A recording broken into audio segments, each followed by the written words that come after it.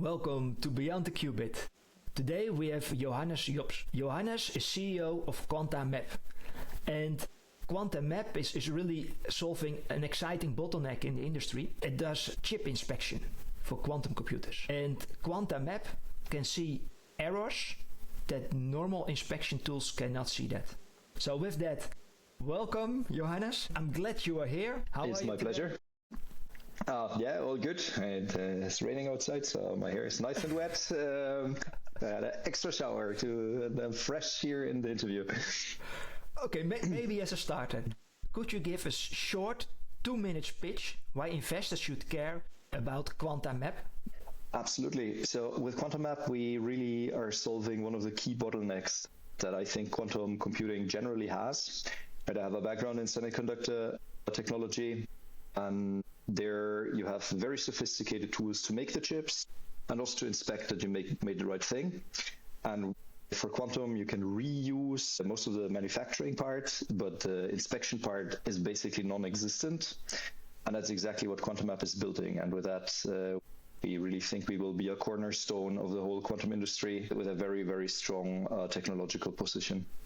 Okay, interesting. Let's dive deeper into that. Maybe to start, can you give a short introduction of your background? Yes, so I studied physics a long time ago in Germany, and then also did a PhD there in physics, studying 2D materials. And then I wanted for a postdoc to do something entirely different, and I came to Leiden to work with what's called low energy electron microscope. It's a very specialized, big tool to study surfaces. And then I worked in Leiden on and off for a total of 6 years. I had a Veni project also with Columbia University in New York. I was basically going back and forth, combining research into 2D materials and low energy electron microscopy. Then I moved to a R&D or contract R&D company called Demcon in the Netherlands, where I was responsible for big semiconductor projects. So they really specializing on tool manufacturing for ASML and those kind of companies. And then basically from there, I started QuantaMap together with the 2 co-founders that I still know from my time in Leiden. And what caused your excitement and interest about 2D materials? I find it fascinating because if I look at the semiconductor roadmap that IMEC produces, around 2037, expected to move from silicon to new materials. But yes. What is your excitement about 2D materials? It's actually a funny story, right? Because I started this 2007, so it was really very, very short after graphene was discovered at all. And I started with my diploma thesis, so basically a master thesis, and I didn't really know what I want to do, so I went around in the university asking for projects.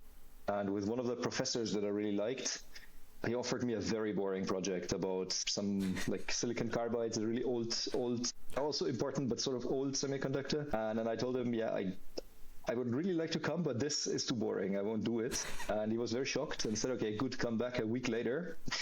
I will come up with something. And then he basically printed me out this article of Noah Sullivan Geim, who discovered graphene. And that also then got a Nobel Prize a few years after. And he said, I would like to start looking into this. Would you be up for starting something completely new? And that sort of triggered me. And then it was a very exciting field, right? It was in the beginning, no one knew anything. It was really the Wild West. Everything you did was new. It was amazing. We did really cool stuff. I had a great time. That is an amazing story. So because you had to do a project on silicon carbide, which you found boring at that point of time, that's how you ended up working on 2D materials. Yes. And then, right, the loop is even funnier because then in the end we developed a process to grow graphene wafer scale on silicon carbide. But then silicon carbide was sort of the substrate. We had a few patents sort of for the integration, really already thinking about semicon devices, integration of silicon carbide graphene hybrid transistors. So it was my PhD was very broad. I did a lot of very fundamental physics, but then also relatively applied things. Johannes, could you walk us through what are the 3 biggest lessons in your career and in your life so far? That's a very big question. Okay, maybe very generally, right? What for me works, but what I also really see for other people working is that you can try to find something that you're good at and that you enjoy doing, right? And on a sort of day-to-day basis. And that has always been sort of my decision for career advancement, right? In a sense, I'm not very strategic about where my career goes, but it was always like, okay, this I find exciting. I think I can do it. Let's push for it, because then really you also have the energy to push. And yeah, that I really always somehow did like this. I think the realization that I subconsciously take decisions that way came a bit later. But already sort of when I was young, right, at 16 or so, I did a lot of sports. And then with 16, they asked me if I want to become the trainer for the judo youth group, right? So in a sense, just by having fun doing it, you somehow become good, and then you take responsibility, and that way you grow. And that is maybe sort of my second learning that comes largely maybe from my PhD in academic time. And that's maybe a bit related, that for me it really works to really sort of make my life and work such that I really enjoy also pushing boundaries. During PhD, I did crazy, like 24-hour non-stop measurement sessions, weeks with very little sleep and a lot of work. And if it's exciting, then it's just very rewarding to see how much you can actually achieve if you really push it. That to me only works if it comes intrinsically. If I get the push externally, it's a very different thing. But if I really want to do it, then I really get energy even from those crazy things. And so that would be my recommendation to anyone: like, find something where you enjoy it so much that you really don't mind, and actually enjoy pushing. And then the last one, which is also a bit connected, is that then when I moved, right, I had a very long academic trajectory, and even though I always did a lot of collaboration, and really I had, I at least had 30 collaborators during my PhD from like all over the world. But still, it's in the end, as always, you push it, and you can really accelerate by doing the grind. But this only brings you so far. And that realization I really only had when I moved to DEMCON, where then suddenly you can also just upscale the team. I did, and it's also again a funny story. We had a project for a customer where they said, we need to build this, make a plan. And then we made a plan, how much work this would be. And then the customer said, okay, that's all great. We need it in a year from now. And then we were, I think, 3 people at that time. And then we said, okay, good. So if we divide the amount of work we think we need to do by 1 year, we need a team of 20 people. And then they say, okay, good, go. And then three months later, we had a team of 20 people. And then we also delivered roughly on the time scale. We did not fully make the year, but almost. And that, in an academic setting, would have taken at least 3 generations of PhD students, if not more. And then just by putting, to some extent, throwing money at the problem, but also really forming the right team and all working towards the same thing, I found it quite amazing how much you can actually do. Wow, I think that it must also been an amazing experience as CEO of a startup. Right, that was back in my days at DEMCON, but there I very quickly then transitioned from this guy who just started at DEMCON to someone leading a big team, and it all felt very natural, because also in academia I always had sort of a leadership role, but yeah, then this explosive growth, that was very exciting. And now we're again in a startup in a similar situation. What was the specific explosive growth? Basically, the project was completely extraordinary, I would say. We were trying to build a factory for medical isotopes with a high energy electron beam. Mm-hmm. Really, like, very, very wild thing. Can you explain that for the listeners? Can you explain the basic concept of that? Because also, even for me, it doesn't ring a bell. No, it's very specialized. But basically, the underlying principle is very old. It was invented in the early days of the 20th century, that if you have a high energy electron beam, or particle beam in general, and you shoot it at a material, you have enough energy to trigger nuclear reactions, so to basically strip off neutrons or protons from and that way you basically anything you shoot at turns radioactive, and that is sometimes a problem, but can also really be used. And the idea there was to use this to make a medical isotope, molybdenum-99, that is used for medical imaging. But in order to really make it work on an industrial scale, we need a completely wild, high-energy electron beam and a very, very complicated target cooling and a huge factory around it. But yeah, the really fundamental principle was exciting high-energy beam physics, which I also really hadn't done before. And that's maybe the other thing that I just really enjoy every now and then. From a technical background, expand into an area that you're not necessarily expert in, but just we can pick things up relatively quickly and then assemble a team with a few experts in it, and it's quite amazing how much you can do. Okay, thank you for explaining it. Can you walk us through what are your key beliefs and how will that help QuantaMap to become a better company? My key beliefs are maybe a bit related to what we discussed before, right? So I very strongly believe in personal ownership. If the team members don't want to do it, I can of course push, but it will typically not deliver the results that are needed and not at the speed that is needed. And therefore, we basically try to create an environment at QuantaMap where really everyone can their best self and really deliver in the areas where they are really good at and where they really enjoy working. And that also means that people sometimes change a bit what exactly they are doing, and we try to accommodate. That's of course within reasons, right? We still need to deliver our product, and there are things that need to be done. And also, I think that's maybe the other side of the thing. Try to do something you enjoy, but you will not enjoy it every single day. Right? Sometimes there are days that are just horrible, and that's part of the game, right? So sometimes you just need to do stuff that's not fun, and then nevertheless you have to do it. But I think we really have a team and a culture that really encourages that, and that I really want to maintain and maybe even strengthen a bit going forward. And the other core belief that I have is that technology in principle is good, right? It can always be abused. You believe in it, personal responsibility and intrinsic motivation. Let's take a step back. What are the benefits of quantum computing? Why should society care about quantum computing? Yes, my answer is a bit twofold. So for quantum computing, there are a few use cases where it's just very clear that there's a big benefit. And those are typically very complicated calculations, either optimization problems or things related to chemistry. Can you explain the benefits of quantum computing? Yes.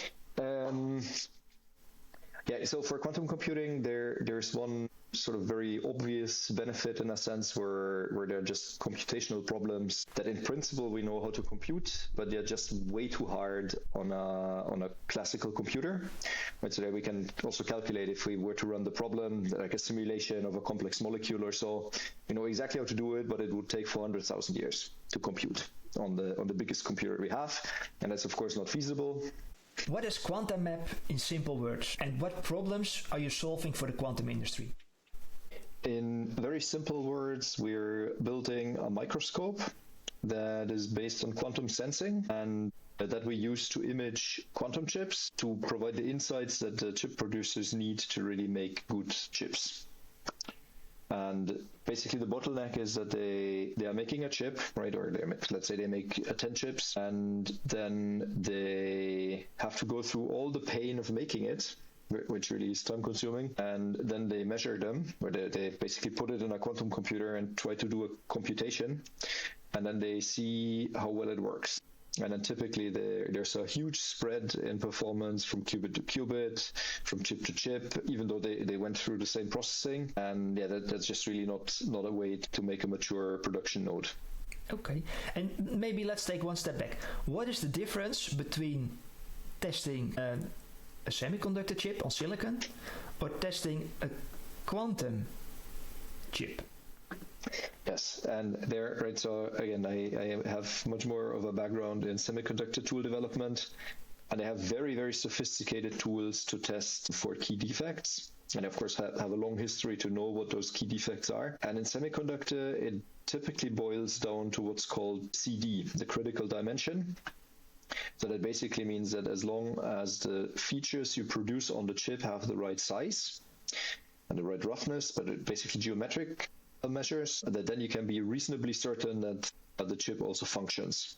So therefore, all these microscopy methods, they really focus on measuring with very, very high accuracy the size and shape of transistors and other things on the chip. And for quantum chips, this is not really what you need to test for, because the structures are relatively big and the defects that you care about are much more subtle. And so one of the key properties of a quantum chip is what's called the coherence time. Basically how long you can maintain the quantum state. And you basically need this to be long enough to perform your calculation that you don't lose the information somewhere halfway through the calculation. And therefore, this is really one of the key metrics that needs to be optimized. That is really dependent on a lot of very, very subtle things. Basically, if somewhere an atom switches from one state to another in the vicinity of the qubit, it will decohere the qubit, and this is something that is just way more subtle than you can measure with a semiconductor tool. That's sort of on the fundamental side, and then on the practical. A small recap here, and then for the listeners, and then we go further. So the differences are semiconductors are much smaller, and then you hit the CD level, and the CD level is related to the size. Quantum chips technology, the size is much bigger, but the errors are much more subtle, and especially what could be errors? That's, for example, an atom switching a certain state. And is it flipping a stage, or? It's typically something that can swap between two levels. Yes. And you can, as you can imagine it, for classical computing, you want to do digital. So as long as your computation is stable enough that you can distinguish a 0 from a 1, you're good enough. And then if it's, say, 0.1 versus 0.9, it's still good enough. But for a quantum chip, because you basically have all the states in between, you need to be a lot more accurate with your state preparation, and therefore it's much easier that this state is disturbed by something. And that's also one of the key reasons why most of quantum computing technologies really need to be cooled down to extremely low temperatures to make sure that thermal fluctuations don't mess up the calculation. And that's maybe another distinction, because the chips need to operate at low temperatures. If you want to measure for those subtle defects, you also need to measure at those low temperatures. And most semiconductor tools are just not capable of doing that. Fair enough. Yeah, no, that's clear.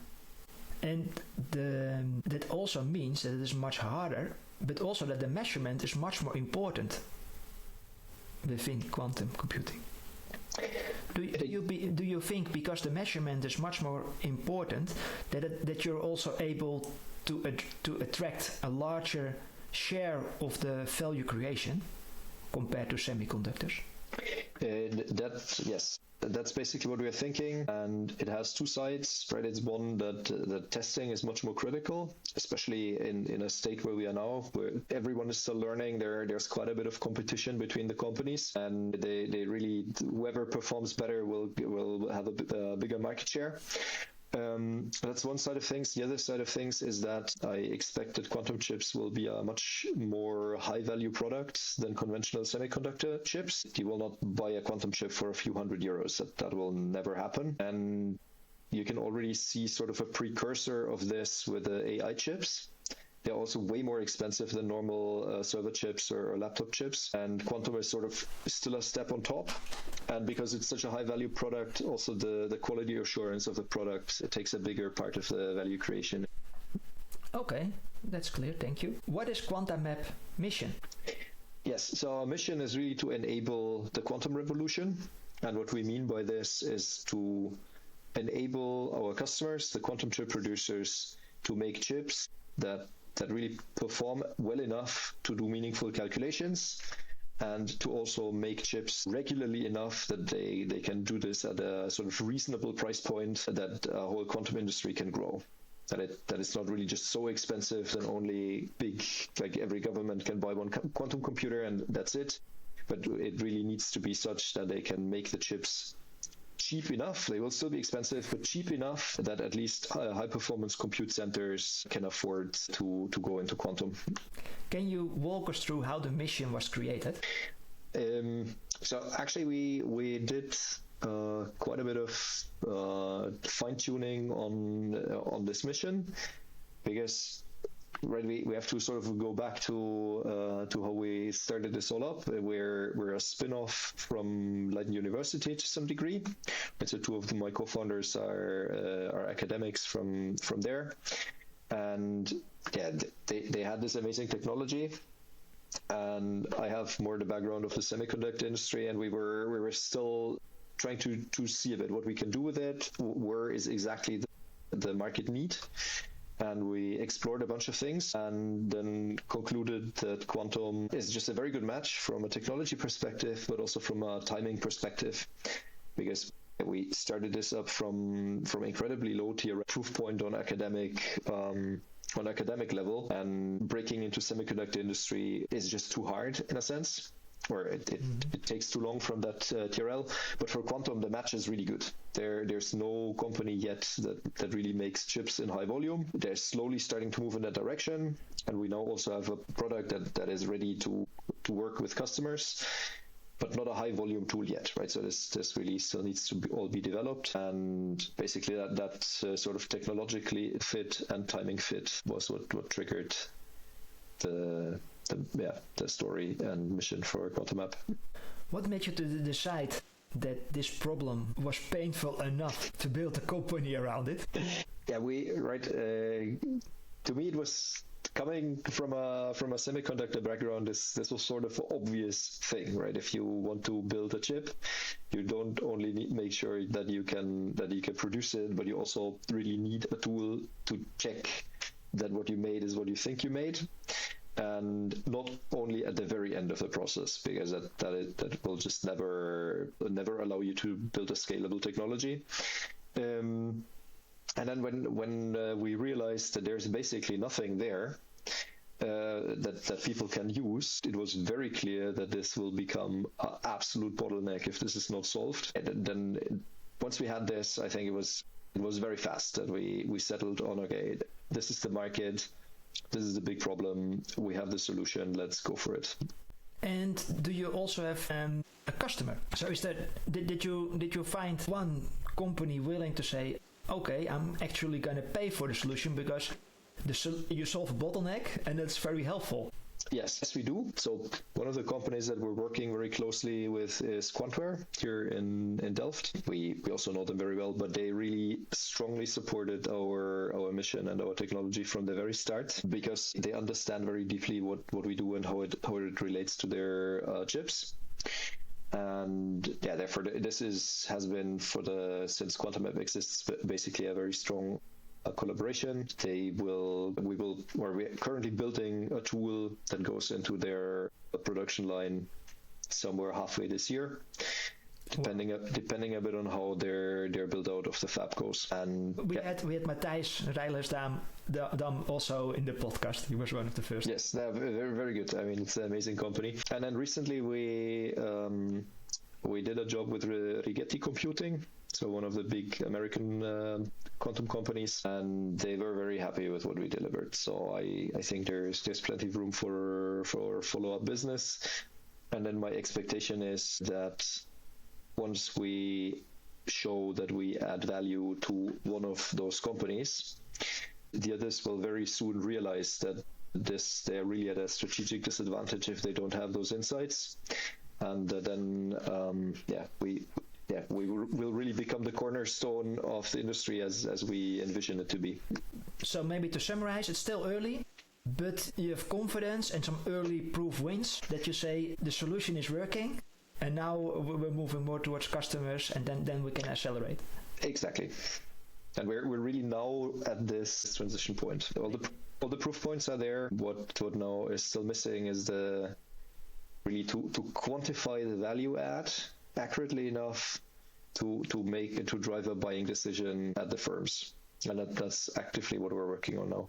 Wow. And when do you expect your conviction to go up on that? When do you think you can solve that problem? Is it a hard problem to solve, or is it? I would say it's a medium hard problem to solve, and the target is to still sell a system this year. Basically, we should have conviction built somewhere halfway this year. Okay. Taking a step back, recently I'm really fascinated by EDA, and I had QC design, making quantum error correction simulations. I had Cotar computing, and Cotar computing was working with another party, but they want to be the software behind an EDA. What I'm wondering is simulating errors and simulating chip design and finding errors, measuring errors, that sounds also like a natural fit. Can you maybe explain to the listeners what is the difference between chip measurement and EDA?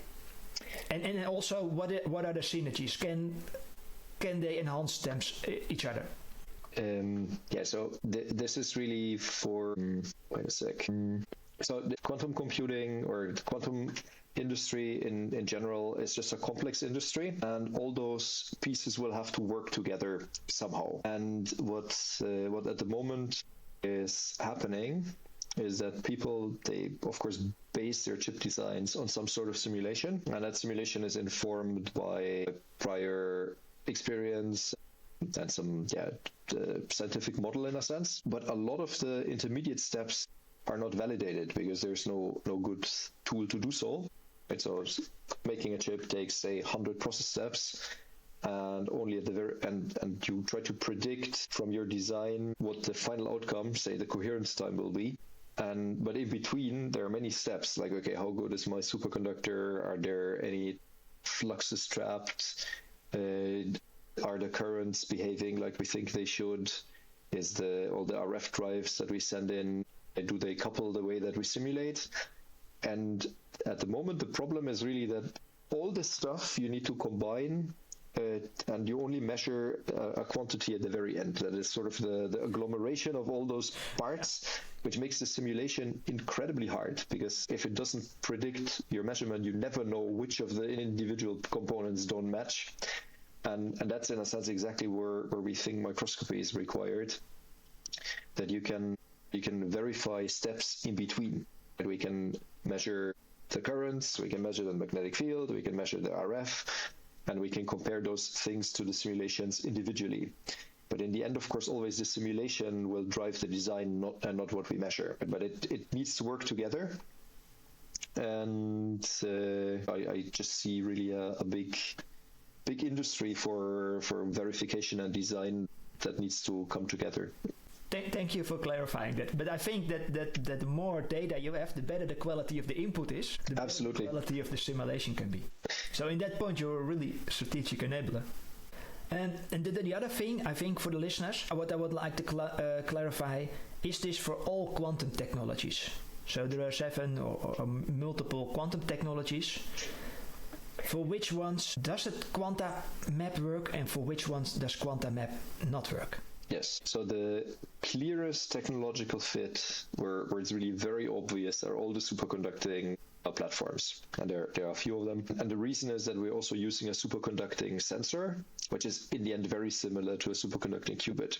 So whatever disturbs the qubit, we pick up with a sensor very intrinsically. Then we have a customer spin qubits, so there we can also, at least for some of the architectures, we can really add things. And we're currently working on a new imaging mode for RF imaging that I think will be really important for the trapped ion architectures. And all the others are really difficult. There might be sort of edge cases for photonic computing, because some of them also again use superconducting single photon detectors or sources, and there we can again do diagnostics on. But everything that's purely photonic or trapped like neutral atoms, there I think we cannot really help much. Right, and then maybe I'm a bit biased by having worked with semiconductor technology for too long, but it's just an incredibly sophisticated industry that all the chip-based things can rely on. Mm-hmm. And for a normal semiconductor fab, making a chip that has 100,000 or a million or a few million devices is really super easy. And once you have the process under control, it becomes relatively straightforward how to scale the amount of chips, qubits per chip. And in the end, I think a technology where you can just cram as many qubits on a single chip as possible will always be superior to something where you need multiple quantum computers that you then somehow link, because you need to maintain coherence over the links. And therefore, for the compute part, I really think that chips, either like one big chip with many or chiplets that are physically close together, has an intrinsic advantage. But then, for example, the optical technologies, I can very much imagine that they have a role to play in the communication, but because you still want to link up quantum computers, and their electronics is really bad. And then you need to make the electronic to photonic link, and I think that the industry will move in that direction on the long term. Okay, thank you for clarifying. Maybe moving back to QuantaMap. For people outside the field, why is diagnostic such a bottleneck in quantum computing? Yeah, at the heart of it is really what we discussed earlier, that qubits are just incredibly fragile, and therefore you need a very, very high level of diagnostic quality control. And that's in a sense also what you see back at the moment, that the consistency of the production is just really bad. And that's because of very subtle things that you don't control well, because you don't even know what they are. They're messing with your qubits. Therefore, insights really on a quite fundamental level are still really required. And moving forward, I'm convinced that this is just intrinsically so fragile that you will need very strict process supervision on the most critical processes. And therefore, what we are now building is really more R&D focused, but on the long run, it will be a process supervision tool based on the same technology, because you need the sensitivity to be able to measure those effects. What was the moment that you realized that the current tools that existed are not good enough? Now, basically, the moment I started to look into how this all works, because when you talk to people who make chips, they basically, and we see this in the measurements on quantum chips that we did. They make a chip, they look at it with electron microscope, AFM, whatever, just conventional, and everything looks just perfect. And then they put it in the fridge, and then it doesn't work. And then you scratch your head. It's like, what could be the reason? And then basically when I understood that the way they try to figure this out is that they they start with a wafer, they process up to a certain step, then they dice the wafer in half and send the two halves of two different trajectories where one of the process parameters is changed, say. Right, and then in the end, they try to compare the chips that come out to find out if this process parameter was the one that is to blame. But then the fluctuation chip to chip is still so high that even those two batches is very difficult to compare. So you need a lot of statistics, and doing those measurements takes a month or so, because you need to put it in a quantum computer, you need to cool everything down, you need to do super sophisticated electrical measurements. And then if you need to do this on, 1,000 chips to get a bit of statistics, and then you have checked one process parameter, this just becomes an impossible problem, because people are basically blindfolded while they do all this. And once we realized this, it was very obvious that a dedicated microscope is the thing that's missing.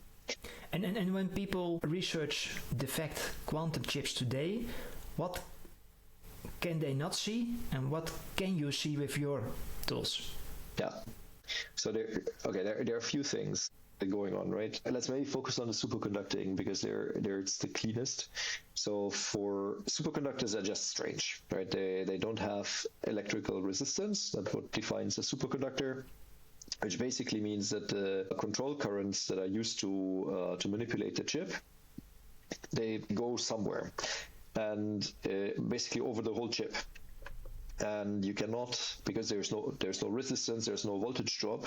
So with normal measurements, you can just not see where this current is going. And what we can measure is really the current path, because we can measure the magnetic field that is generated by the current, and that is just very clearly something that no one else can see, and that moment is modeled, but they again don't have feedback on those models.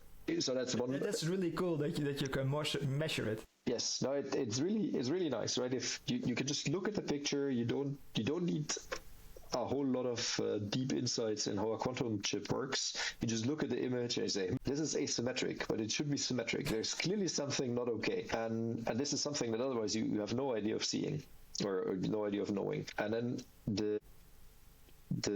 what is on our roadmap, which we did not do yet, but what we want to do is what's called the two-level system problem. So we touched upon this earlier.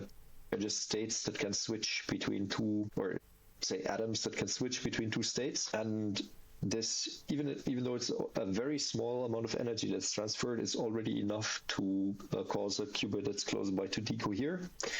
And at the moment, there is no way of seeing those TLS. But because our sensor is so similar to a qubit, we think that we can use them to really look for those TLS. And once you know... What does it stand for, TLS? A two-level system. Two-level system, okay. And so once the two-level system means not 2 qubits, but it means that you switch from stage 1 to stage 2. Yes, and that can really, like, there are many hypotheses what this could be, but sort of leading things are either atoms or molecules at the surfaces that are just sort of not perfect, and that can switch, or the interfaces between two materials where they are not perfect, where you sort of have defects that can switch a tiny bit. And then I'm really talking about million micro electron volts energies that are transferred. It's very, very subtle, and thereby, if you can basically see where those defects are, you can already hypothesize when they emerged. And then what really differentiates our tools from how testing is done at the moment is that we can look at the chip at any fabrication stage, right? Whereas electrical testing, you can only do at the very end, because you need basically all the wires, all the functionality. And we can take images in between. So you could, for example, process it up to, say, step 20. You take an image, you see no defects. You do step 21, you image again, you see defects. Then you have identified that in your step 21, you introduce the defects. And that is something that with other methods is just plainly impossible. I think that's a very strong competitive advantage that you handled to your customers. I'm wondering, how much could this accelerate the industry? Yeah, so that's what I said earlier. We really still need to quantify in a real use case what this could be. But what we're now assuming, and what has been confirmed by some of our partners, is that we can accelerate up to 25% their current R&D timelines. And yeah, that's in a sense really huge, right? It's if we... What does that mean? So let's say that there are a bunch of... I believe that at 100 logical qubits, that it's proven that quantum computing works, and that it scales, and it has the lowest marginal unit of electricity per unit of compute. And we cannot do a lot with 100 logical qubits, but if we reach 100 logical qubits, that will provide the visibility to move towards 1,000 to 2,000 logical qubits, and you know it scales, and if it works, money and capital and talent will flow in. But at the moment, the estimate is around between 2028 and 2030. My best guess would be rather the end rather than the beginning. My guess aligns with that, yes. And what would it mean then, the 100 logical qubits, if you accelerate it? So they're marketing or raising money with the promise to do 100 logical qubits in 2028. But that's maybe too optimistic. But now it's being accelerated potentially with your product. Where would you come out on the timeline? On the 100 logical qubits. I think that I would also still stick rather with this 2030. But the important thing is what you already hinted at, that at 100 logical qubits, then the problem is not solved, right? Then the technology starts to begin. And that's really where our real value add comes, because that again, looking at semiconductor, there will be different nodes of development, and if we can accelerate every node, even only by a small percentage point, say even if it's only 10%, but it just compounds. If you do this over 10 nodes, you're just way faster than your competitors, and that's where the value add comes in. And therefore, I think, yes, until 2030, maybe we can still help them accelerate by, say, a year or 6 months. But the real transition and also the real explosive growth of the industry will be after that. Yes, that's clear. Okay, thank you. The other thing that pops up in my mind, like in the Netherlands, we have a good ecosystem on semiconductor suppliers, BESI, ASMI, ASML, and you have techniques like ALD, hybrid bonding, EUV, and high-NA EUV. You already mentioned, okay, superconducting qubits. They are much bigger chips, so not the leading edge. Yeah. But what if that would be applied to it? And at the moment, it's not realistic because an EUV machine costs 200 million. A high-NA EUV costs 400 million, and the tools of ASMI for ALD and for BESI for hybrid bonding are also ranging between 2 and 5 million. And for a startup, that's not easy to do. But if you dream big, how would that accelerate the roadmap, or what benefits would that give? I think all the like ALD and hybrid bonding, I think is from a price point very feasible for those startups, right? If you maybe we have to look a bit across the Atlantic, but the companies, they all like they have a billion valuation or a few billion valuation already, and they are basically not selling anything. So once it's really proven that this works, capital should really not be an issue anymore.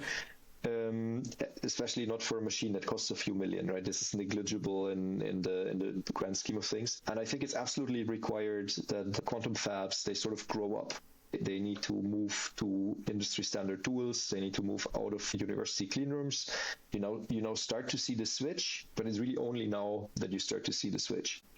And then for the ASML high NA tools, I don't think that, at least for the superconducting, this will be required anytime soon, because just intrinsically there are a lot of microwave resonators on there that just need to be big. But you cannot really scale them down to a nanometer size. They need to be big, and therefore the benefit of this extremely sophisticated lithography is not so big.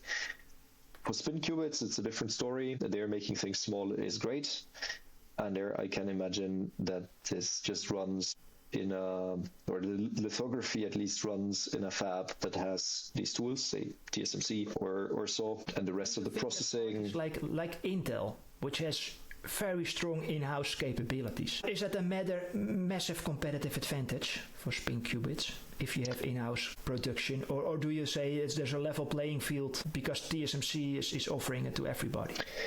I think it's very hard to tell. It might be an advantage sort of in the beginning, because you can integrate your R&D with your production earlier, or in a sense it's lower cost because you only deal with internal money. But then again, if you look at the semiconductor market, they are extremely successful fabless companies, and I can very well imagine that for quantum the same thing will happen, that you build the know-how on smaller tools of how to design, and then you go fabless and you outsource fabrication to TSMC, for example. Okay. Time will tell. That's clear. Sorry for the sidestep. Back to the quantum chips. What are the biggest sources of yield losses, of performance loss that customers struggle with?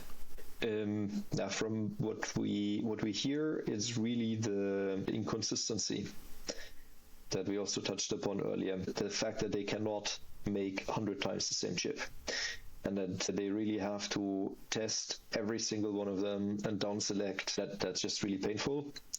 And what the sort of underlying reason for this inconsistency is, no one knows.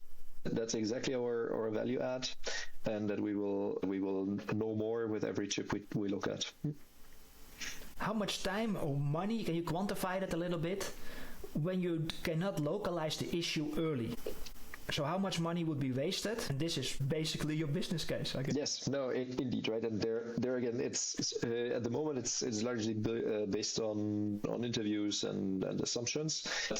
So if we say we can accelerate by 25%, and we look at a somewhat smaller quantum company, they need maybe 10-20 million to develop a new chip node, R&D cost.